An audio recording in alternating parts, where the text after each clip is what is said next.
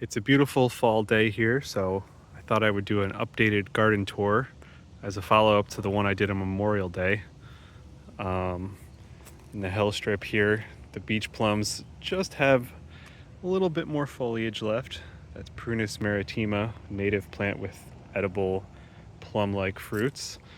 Um, I dug up, I chopped down these Nanking cherry bushes that I had, one here and one here, because they constantly get brown rot disease every year, and I was just tired of dealing with it. So I'm going to be putting some bigger beach plums in here that I got from Buzz Fervor at Perfect Circle Farm.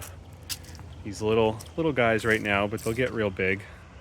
Got my nice metal nursery spade and broad fork here to do the job. This is real nice for just shoving right under the root system and popping the stump out. And this has a nice real sharp edge for cutting through all the roots. So not really looking forward to the task, but you know, if a fruit bush is not producing fruit, you got to replace it. Here's a Chinese magnolia vine, Schisandra chinensis Eastern Prince that I planted. I probably planted this in June or July. It's doing really well.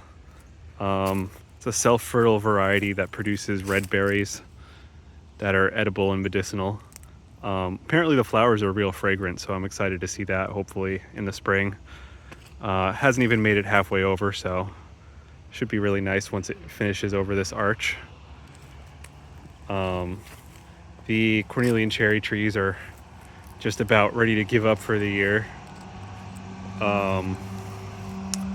If you look at the branches of these, you can see the flower buds for next spring. They open in February or March, and each of these flower buds could become one or more fruit. So should be a good year for this one, even though it looks pretty miserable right now. The hedge is still very nice and green, even though it's a deciduous shrub. That's one of the things I like about this plant, five-leaf Aurelia, Eleutherococcus sieboldii. It stays green sometimes into December, even in a cold climate. Haven't had any new growth to eat off of this in about a month, which is totally fine and to be expected. The Turkish rocket patch, Bonias orientalis, has gotten real big since the last tour. It was just little tiny things then. Persimmon tree starting to go dormant. This variety never fruits for me. It's called Sucus, but it does a good job pollinating the other tree, so at least it does something. The patch of Myoga ginger is about 3 feet high now. 4 plants planted in here. The idea is that it's going to be a nice tall edging plant along the side of this path. Still some more little tubers on the Chinese yam. You could see them in there. This is Dioscorea batatas, I believe is the current Latin name, or maybe it's Polystachya. But it's a nice looking plant. I really got to come in here and harvest the rest of these before I end up creating a million seedlings in this spot. This is the productive persimmon tree. This is John Rick. You could see have some fruit that are bagged. These are super cheap organza bags from Amazon. It's like $7 for 100. So had about 120 fruit on here. I think there's the last 4 or 5 that are left now. And what's nice is that when they're ripe and they fall, you can easily see because they hang down like this. So I've been really enjoying the persimmons, even though it's only been I've had about 4 a day for a month, so that's about 120. Real nice fruits. Actually, I have one here.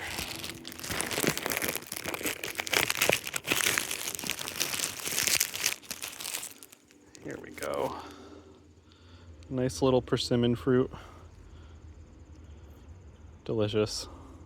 This is the cultivar John Rick, Diospyros virginiana.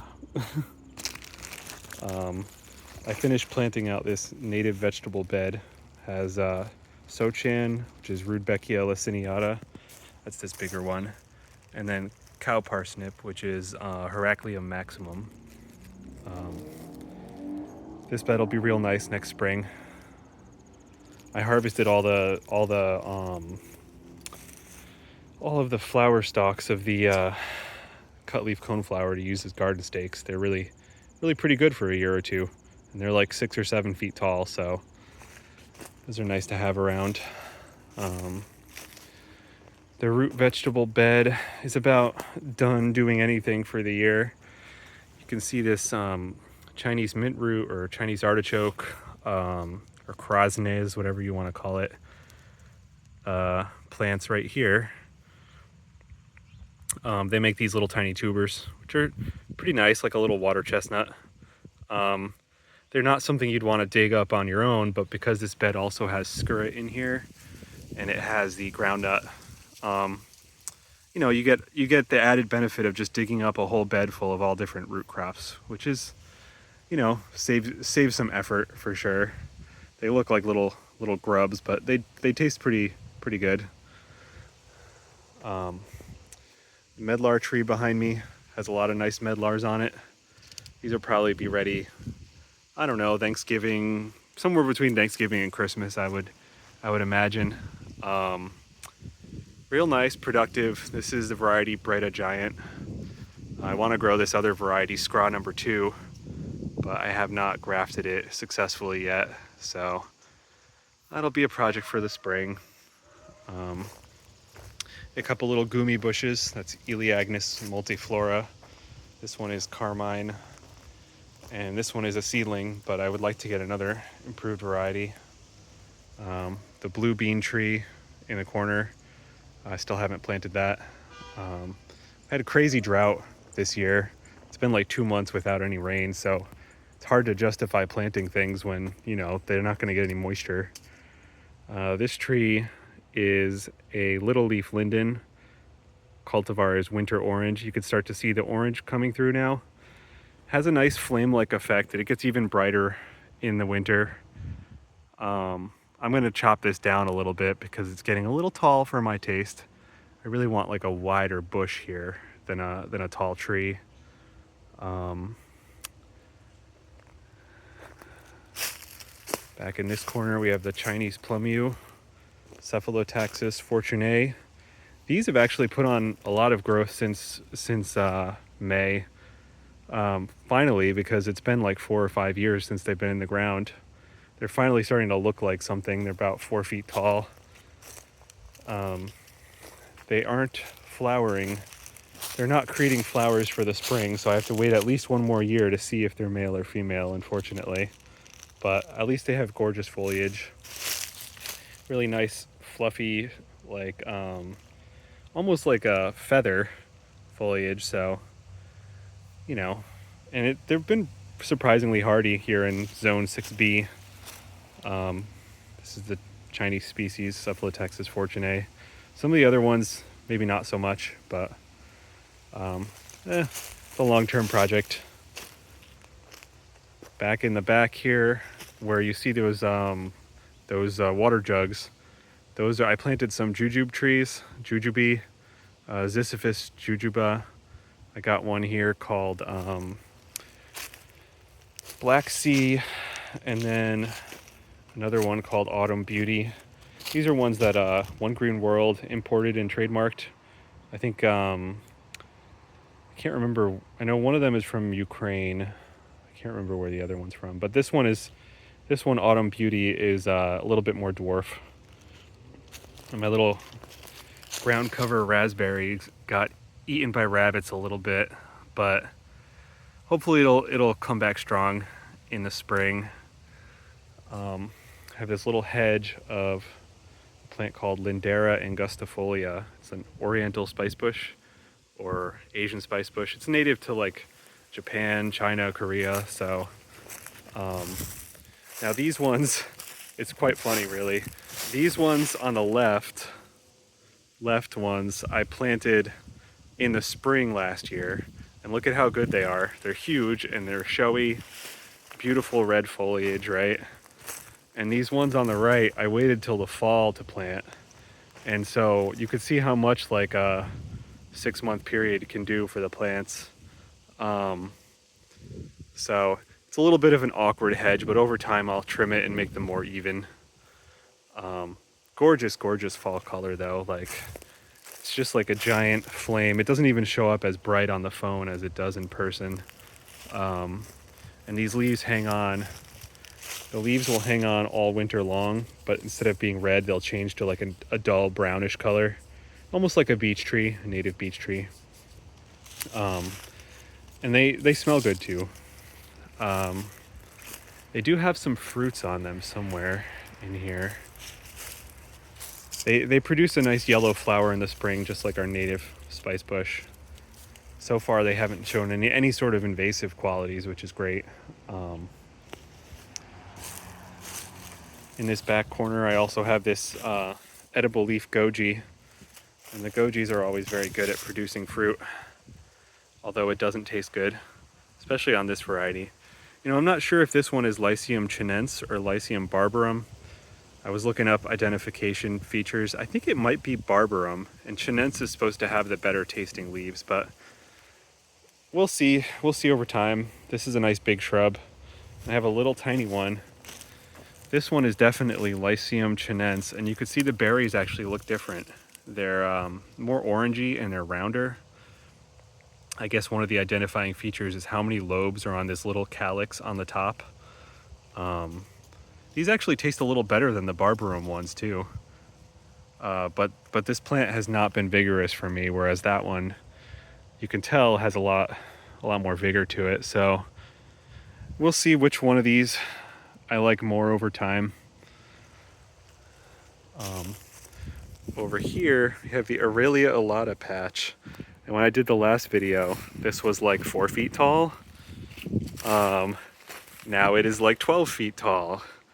And, you know, it's one of the issues with this plant. It's an invasive plant. I didn't talk about it last time, but I had ordered this plant as Aurelia spinosa, which is our native devil's walking stick. And this is Aurelia alata, Japanese angelica tree. And they're very hard to tell apart, so I had started growing it not knowing that it was the wrong plant. And at this point, I'm a little afraid to try to remove it because if you look at the branches, you can see, look at how spiny that is. And I love a good spiny plant, architectural crazy spiny plant, but I don't think I'm going to be able to remove this even if I try. It's kept in place by this rhizome barrier, otherwise it would be everywhere. At least the rhizome barrier is working. Szechuan pepper tree. This is going to get moved further down the bed. This whole bed is getting reworked in the winter. Trying to shove as many cool plants as I can back here. I didn't have the best plan before. This is a native gooseberry. It's called Ribes Sinos Body prickly gooseberry. I like it. It has nice fall color. So far it hasn't really been productive for me though. Like, I'd probably be much better off growing a heavily fruiting gooseberry, but I'm gonna give this one at least another year or two to see what it does. If nothing else, it's really interesting because the berry has spines on it, so it can just be kind of cool to show people. The aronia hedge, I didn't get to eat any aronia berries this year because the birds took a liking to them. Most years they don't even care about them, so I didn't plan on netting it or anything, but you know, let the wildlife have it. It's not a huge deal for me. There's other things to eat. This little plant is Smilax herbaceae, native plant, smooth carry-on flower. It's hanging on there through the drought, but not the happiest thing. I might move it into a slightly sunnier area because it didn't really put on a lot of growth this year. Probably has a pretty good sized tuber going under there though, so hopefully this one will really take off next year. has nice edible shoots. In this bed is bounded by these 4 trellises. I finally planted a mulberry tree, and while everything else is losing its leaves, the mulberry tree is just not stopping. I expect it probably won't until the first frost. This is Illinois everbearing, probably the best mulberry for our climate, really. Really excited to let this get nice and big and get some good fruit off of it. I'm giving it about 20 feet square, so that may or may not be enough. We'll see. I might have to do some smart pruning to keep it the size I want. Rhubarb still hanging on a little bit. We got some bloody dock. I just trimmed back the hops vine, which was so heavy that it bent the trellis, so I gotta fix that. Josta berries have given up for the year. My Japanese bladdernut plants, which I mentioned last time were extremely hard to grow, are doing really, really well, so I'm really happy.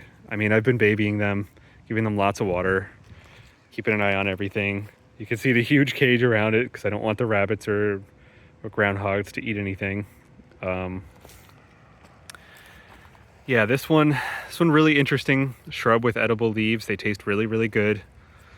The species is Staphylia bumalda, and like there's only like one seed source where you can order seed in the United States, but I was collecting seeds from the Polyhill Arboretum in Martha's Vineyard for a couple years, which is the only place I know where they had some that were setting seeds.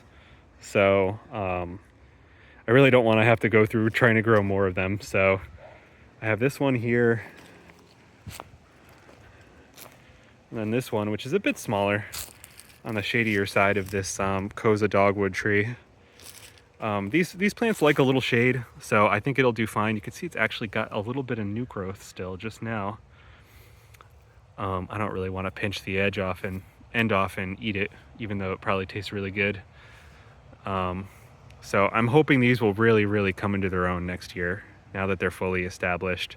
And they've been doing fine in this drought, so that's a surprise because all the information online says they can't be allowed to dry out, but it hasn't rained in 2 months and I haven't watered that much really.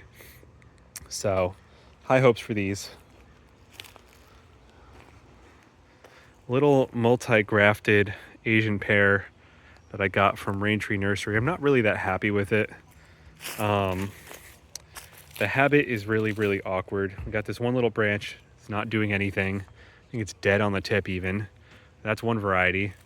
And then this variety here is really taken off, even though it's the middle one. And then the top one is also not doing anything. So I'm gonna have to make some tough pruning choices in the winter about this. To figure out how I'm gonna make it look like a decent tree.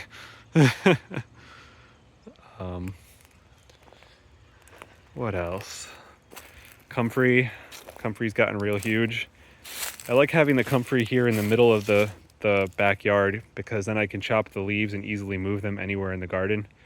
I think I'm going to put another big comfrey in that corner of the bed next to the shrub, and the same thing over in that corner there.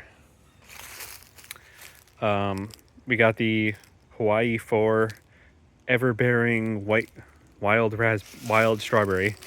And there's still strawberries on it. Still little guys. Little tiny strawberries. Very tasty. And it's still flowering and fruiting. It keeps going until the first frost hits. See the little flower? So it's quite delightful, and I really think I am gonna let this just fill up most of the yard as a base layer ground cover, because it does a good job with weeds. And you could just walk around and pick little raspberries starting in about April. So can't go wrong with that.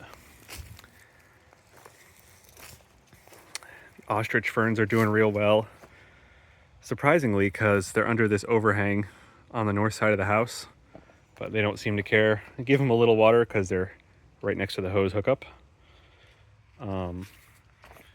I've got the Ligularia fischeri here. This one is called Cheju Charmer.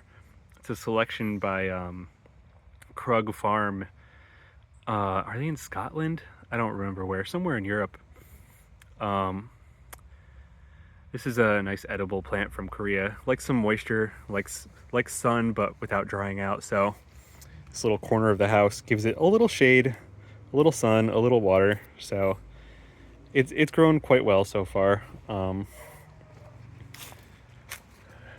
pawpaw tree, to get back real far. It's probably about 15 feet now. I had so many pawpaws this year, I didn't know what to do with them.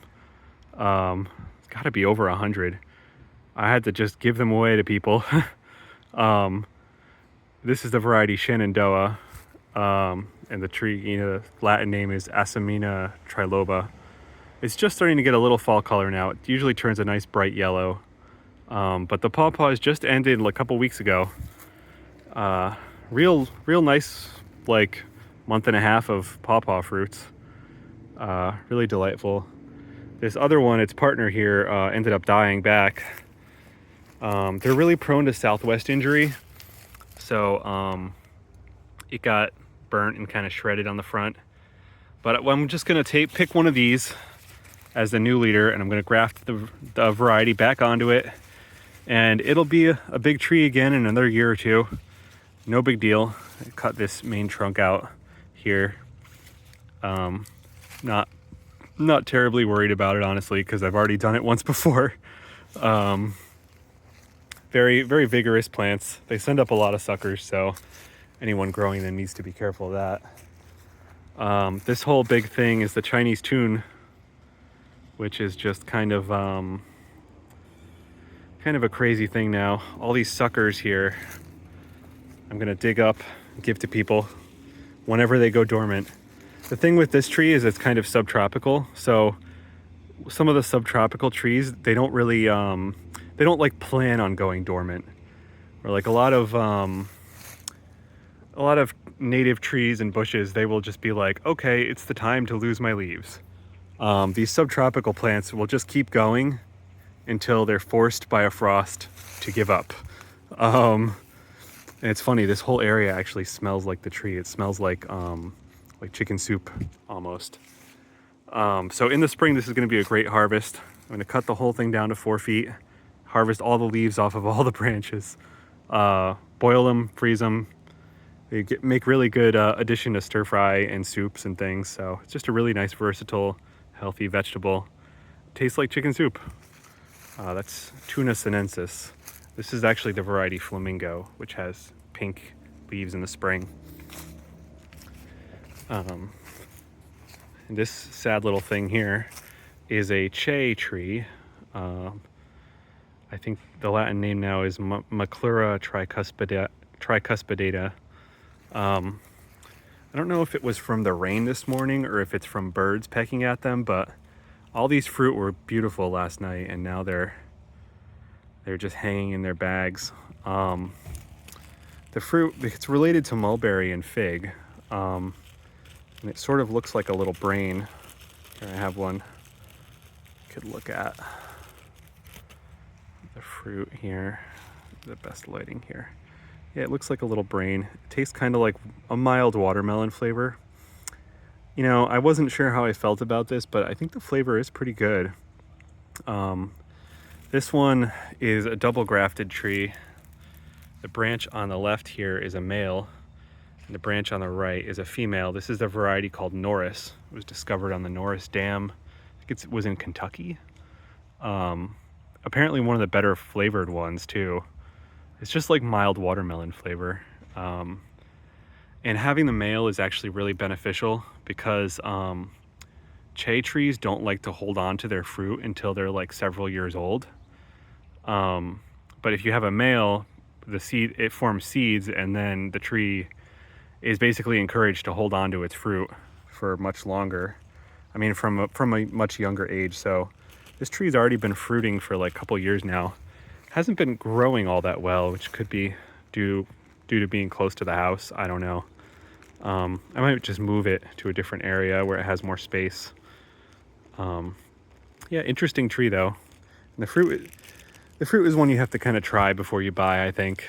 But there's not a lot of other berries in the fall except for maybe fall bearing raspberries. So, and a lot of wildlife won't really bother this. The birds will just peck at them a little because they're red, and birds will go for anything red. But there's no real pest or disease that affects it. This whole side area got overrun with crabgrass and ground ivy, so it has to be rejuvenated. I have this nice evergreen ground cover raspberry here, which is actually doing pretty well. We'll see how it survives the winter.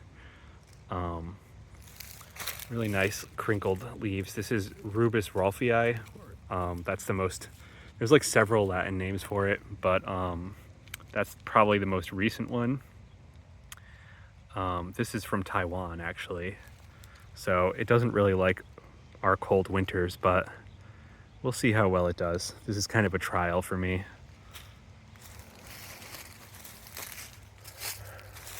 Got a fig tree that needs to be planted.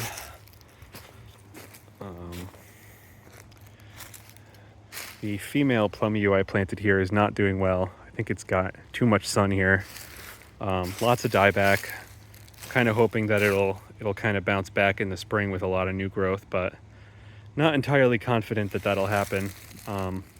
This one I bought was already a mature plant.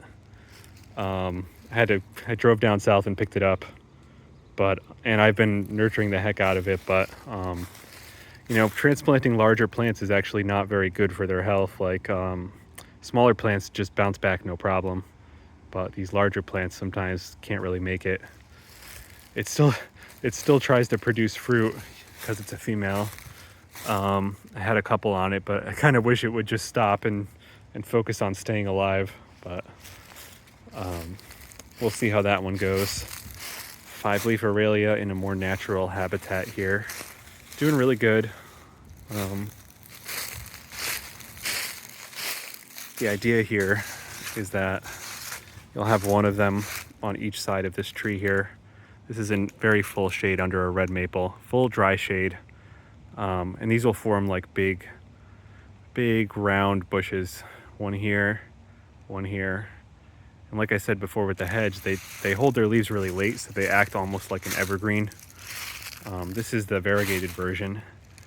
Doesn't taste as good, but very pretty plant and adds a nice light white color to a shady area. I have a little planting of some wildflowers in the front corner here. Not much to see at this time of year. Castor Aurelia tree, Calopanax septum lobus. It's lost about half of its leaves in a funny way this year. The leaves are real big leaves, and they're real long stalks. And I think the most interesting thing in the winter is this crazy spiky foliage it has. Really makes it stand out. This one I'm going to be coppicing so that it makes multiple trunks, so it won't just be this one stick. It'll be like a whole collection of a dozen of them here. And the shoots are edible in the spring, so more main trunks means more shoots, means bigger leaves, means all kinds of things, but we'll see how that experiment goes.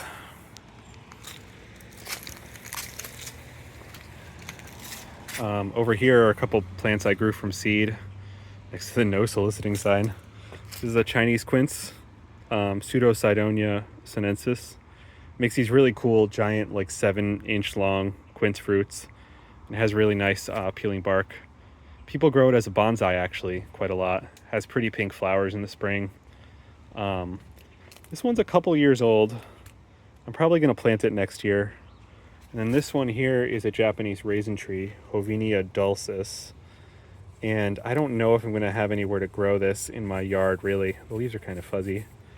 Because the trees can get like online sources will say like 20 feet high and wide, but they can really get like 40 feet high and wide. And I don't think I'd have anywhere to put that unless I were to get rid of this red maple, which I really, don't want to do because it shades my house in the summer and stuff. And over here are all the plants that are going to be going in the ground, hopefully very soon, this weekend or today or tomorrow. Lots of weird little things. Probably don't need to talk about those. So, yeah, that's the fall tour. Kept it to under 45 minutes this time, so that's an improvement. All right. Let me know if you have any questions. Bye.